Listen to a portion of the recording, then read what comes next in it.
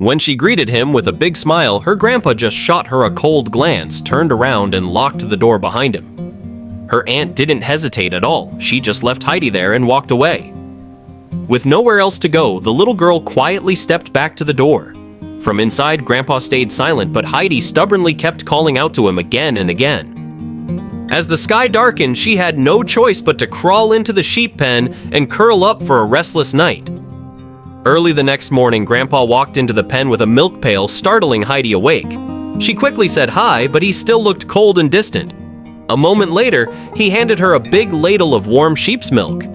Heidi drank it happily, thinking maybe he'd finally accepted her. But then he said, almost emotionless, that he'd take her to see the pastor. He'd help find her a foster family. Hearing that, Heidi lowered her head without a word. At the church, the pastor gave her a careful checkup and said she was in perfect health. But if no one wanted to adopt her, she'd have to be sent to an orphanage. Until then, she would have to stay at Grandpa's place. Back at the rundown house on the mountain, Heidi quietly asked, "Do I still have to sleep in the sheep pen?" Grandpa didn't answer. She glanced at the pen, then chose the house without hesitation. But inside, all she saw was a single chair and a narrow bed, not even space for her to sleep.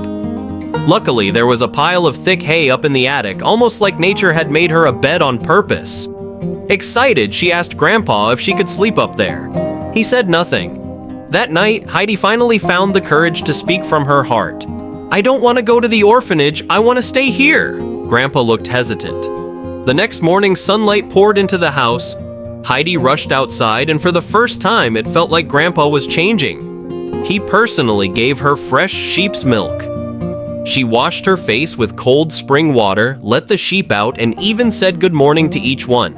Grandpa even hired a shepherd boy, Peter, to take her to the mountains and thoughtfully packed him some cheese and ham for breakfast.